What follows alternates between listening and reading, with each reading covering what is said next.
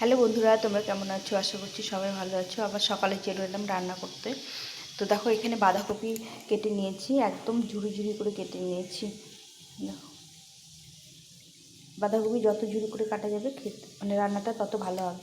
আর এখানে নিয়েছি দেখো, মটরশুঁটি নিয়েছি এক বাটি, টমেটো নিয়েছি, এখানে বড় দুটো টমেটো নিয়েছি, আর এখানে ছোট আলু। এগুলো হচ্ছে আমাদের জমির আলু, মানে আলু তুলেছিল তার ছোট আলুগুলো নিচে থাকে সেই আলুগুলো। তো এই আলুগুলো মানে বাঁধাকপি খেতে ভীষণ ভালো লাগে। আজকে একটু মাছ দিয়ে বাঁধাকপি রান্না করব। এটাকে তোমাদের দেখিয়েছিলাম নিরামিষ বাঁধাকপি রান্না করা, আজকে মাছ দিয়ে করবো। তো চলো রান্নাটা শুরু করি। তোমরা ভিডিওটা সম্পূর্ণ দেখো, দেখার অনুরোধ রইল। যদি ভালো লেগে থাকে একটা লাইক কমেন্ট শেয়ার করো, আর সাবস্ক্রাইব করে পাশে থেকো। নতুন বন্ধুরা সাবস্ক্রাইব করে পাশে থেকো, আর আমার বেল বাটনটা প্রেস করে দিও, যাতে তোমরা প্রথমেই যে রেসিপিগুলো করবো তোমাদের কাছে পৌঁছে যাবে। তো চলো রান্নাটা শুরু করে দিই। মাছের মুড়োটা ভাজতে দিয়েছি, একটু রুই মাছের মুড়ো, সেই মুড়োটা দিয়ে রান্না করবো। মাছটা ভাজা হয়ে গেছে, উঠিয়ে নেব। তো মাছের তেলের মধ্যে কিছুটা পরিমাণ তেল দিয়ে দেবো।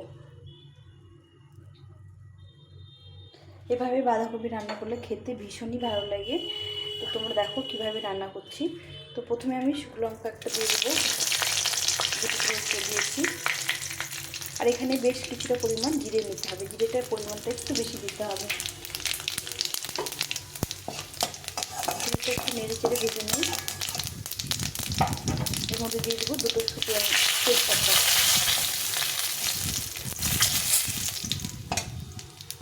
আর এখানে কয়েকটা কাঁচা লঙ্কা চিড়ে নিয়েছিলাম, সেই কাঁচা লঙ্কাগুলো দিয়ে দিলাম। এখন আমি দিয়ে দেবো এই আলুটা একটু ভেজে নিতে হবে।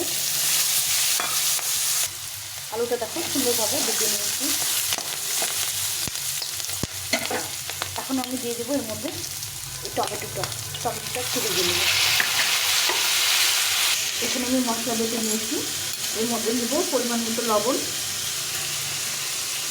স্বাদ মতো লবণ,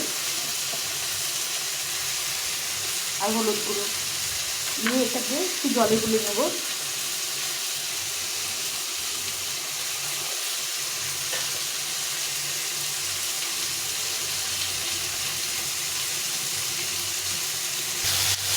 টমেটোটা আর আলুটা ভালো করে ভেজে নিয়েছি, দেখো সুন্দরভাবে ভেজে নেওয়া হয়েছে। এখন আমি দিয়ে দেবো মটরশুঁটিটা, দিয়ে মটরশুঁটিটা একটু ভেজে নেব।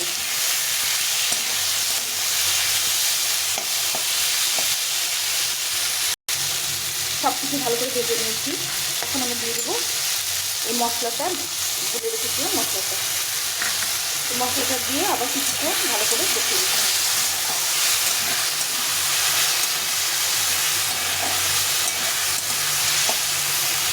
ভালো করে কষিয়ে দিতে হবে। সব কিছু ভালো করে কষিয়ে নিয়েছি। এখন আমি দিয়ে দেবো এর মধ্যে বাঁধাকপিটা।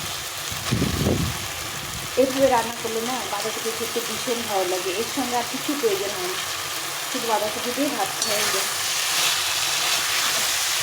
ভালো করে কপিটাকে আস্তে আস্তে দিয়ে কষিয়ে দিতে হবে। আর একটু কপিটাকেই খুব কুচি করে গুঁড়ি করে নিতে হবে। গুঁড়িটা ভালো করে করতে হবে, একদম মিলে যাবে একদম। এইভাবে মিশিয়ে দিতে হবে। তো এইভাবে ভালো করে কষিয়ে নিয়ে এখন একটু ঢাকা দিয়ে এটাকে সেদ্ধ করে নিতে হবে। বাঁধাকপিটাকে হালকা করে সেদ্ধ করে নিতে হবে। একটু ঢাকা দিয়ে দিলাম। বাঁধাকপিটা সেদ্ধ হয়ে গেছে, দেখো কত সুন্দর। এখন আমি এর মধ্যে এই যে মাছগুলো যে ভেজে রেখেছিলাম, মাছের মুড়োগুলো দিয়ে দিলাম। দিয়ে ভালো করে একটু নেড়ে চেড়ে সেদ্ধ করে নিতে হবে।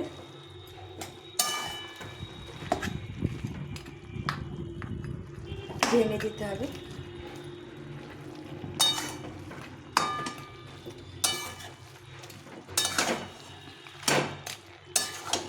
এভাবে নেড়ে চেড়ে নিয়ে নামিয়ে দিতে হবে।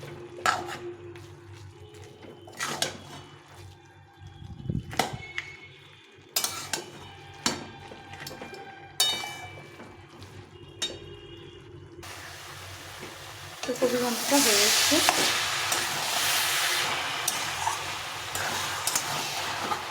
অনেকটা জল শুকিয়ে গেছে। এখন আমি একটু আটা দিয়ে দেবো, গমের যে আটা হয় সেই আটাটা দিয়ে দিলাম। এটা দিয়ে দিলে পরে দারুণ সুন্দর একটা মানে আঠালো ভাব হয়, আর খেতেও খুব ভালো লাগে। আমি তো প্রতিটা নিরামিষ করি আমিষ করি বাঁধাকপি ঘন্টার মধ্যে একটু তো গমের আটা দিই। এটা দিলে পরে সুন্দর নরম হয়ে যায়, সফট হয়ে যায় খুব, আর খেতেও ভালো লাগে, একটা সুন্দর গন্ধ বেরোয়। তো এটা একটা টিপস যে বাঁধাকপি ঘন্টর মধ্যে এরকম গমের আটা যদি একটু দেওয়া যায় না,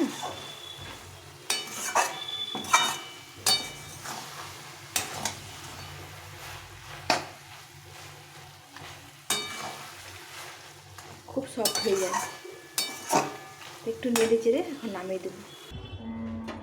হয়ে গেছে মাছের মুড়োতে বাঁধাকপির ঘন্ট, এটা উঠিয়ে নেব।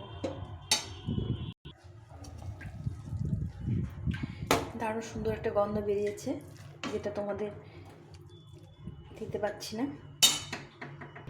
তো আমার হয়ে গেল এই যে মাছের মাথা দিয়ে আর কড়াইশুঁটি দিয়ে ছোটো আলু দিয়ে বাঁধাকপির ঘন্ট। এটা খেতে ভীষণ ভালো লাগে। তোমরা একবার বানিয়ে খেও, তারপরে কমেন্ট করে জানিও। অবশ্যই একবার বানিয়ে খেও। তো এইভাবে আমি বানিয়ে নিলাম। তোমরা অবশ্যই একটা কমেন্ট, একটা লাইকের আমি অপেক্ষায় থাকলাম। তোমরা করো, আমি সব কমেন্টের উত্তর দিই। যারা যারা কমেন্ট করে আমি প্রত্যেকটা কমেন্টের উত্তর দিই। এখন এই পর্যন্তই। সবাই ভালো থেকো, সুস্থ থেকো, আর আমার রেসিপিগুলো এভাবেই তোমরা দেখো। তোমাদের এই এতক্ষণ সময় দেওয়ার জন্য অনেক ধন্যবাদ। এখন এই পর্যন্তই, টাটা।